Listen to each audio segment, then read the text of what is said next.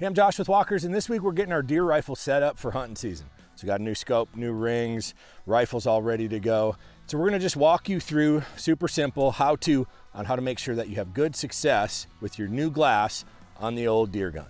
So step one, as I get ready to mount this scope, is to make sure that I've got a really good base to mount it on, right?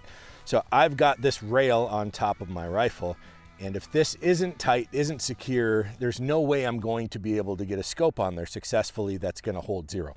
So my first step, get a torque wrench out and make sure that my rail is torqued appropriately to the top of the gun. I've got a suppressor on this gun, and if this suppressor isn't tight and it walks off at all, that's gonna totally change my point of impact. If this thing's just sitting on the end of your gun and it's not on there tight, you're gonna have a lot of problems when it comes to zeroing the rifle. So we are good to go. And a lot of folks, they're like, yeah, okay, I'm gonna put rings on this gun, right? But where do I put them? I want this thing back far enough so that I have good eye relief. What I mean by eye relief is simply that when I put the stock on my cheek and I get behind the scope, I don't want to see that big black ring around it because I'm too far back or I'm too far forward. I want to be in an appropriate position to execute a good shot and have a good field of view. The better the glass is, the more forgiving it'll be, but we still want to make sure it's in the right spot. Okay, so I'm just gonna try a couple of spots, right? So obviously, first and foremost, I put this on there too wide, right? There's not enough real estate to mount it in the position I have set up there. So I'm gonna try it here. And that looks pretty good.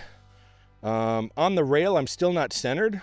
And so I wanna have these things evenly distributed. So I'm gonna bump this back just a hair so that I am basically centered on the rail and I have the scope in what I believe is a good appropriate position. And now before I go any further, I'm gonna bump this magnification up. The more magnification, the less forgiving the eye relief is. So I'm gonna set it up about where I think I wanna mount it. And then I'm gonna get behind the gun. And if I see nothing but shadows when I get behind the gun, the scope is in the wrong place, right? So I'm in a good spot here. It looks nice and clear. So I've got my rings on the gun. I've got them down on top of the scope, but you notice I can still turn this scope. I got it to a point where it's snug, but not tight. And so now I wanna make sure that this scope is level on the gun. So my process on that is one, I'm gonna do a visual check. My eyeballs are pretty accurate. So I'm gonna get real close visually to make sure that those hash marks look level with the gun. So I've got it to the point where I believe it looks level with the gun. And now, just to make sure that I'm correct, I'm gonna do two things. One, I've got my scope mount, and that is directly connected to the gun. Okay, so I can level the gun with my scope mount.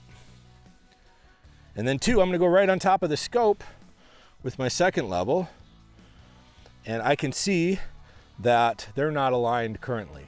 The reason we want it leveled is if I dial, or if I use holds in the reticle, the different hash marks, and it's not level, I'm going to be missing at distance.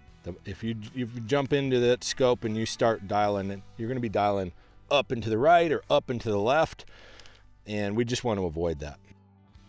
One of the cheat codes really is if you look at your scope rings and you got a huge gap on one side and you got no gap on the other, you don't have even distribution of tension on it. And that can be a problem, and you can get some scope creep because of that. So we want even distribution. So much like on a wheel lug on your car, like I'm gonna go cross pattern as I tighten this thing down. Pretty happy with that. Okay, so now I just add a little bit of torque. Again, cross pattern. Now before I move on, I'll do an inspection downrange. That looks really nice. So I've got a nice torqued and leveled scope. So now all I've got left to do on this thing is zero it.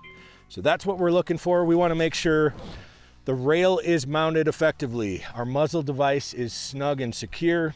Our rings are evenly mounted, sort of in the right spot to guarantee we get good eye relief. We want a level scope, and we want equal torque distribution across all of the rings just to guarantee this thing is snug, locked on there, and won't be moving around on us. Make sure everything's locked up real nice, confirm your zero, and that'll guarantee you a solid hunt this fall. So thanks for spending some time with us. Come on back next week. We've got more content like this on a weekly basis here on the Walkers channel.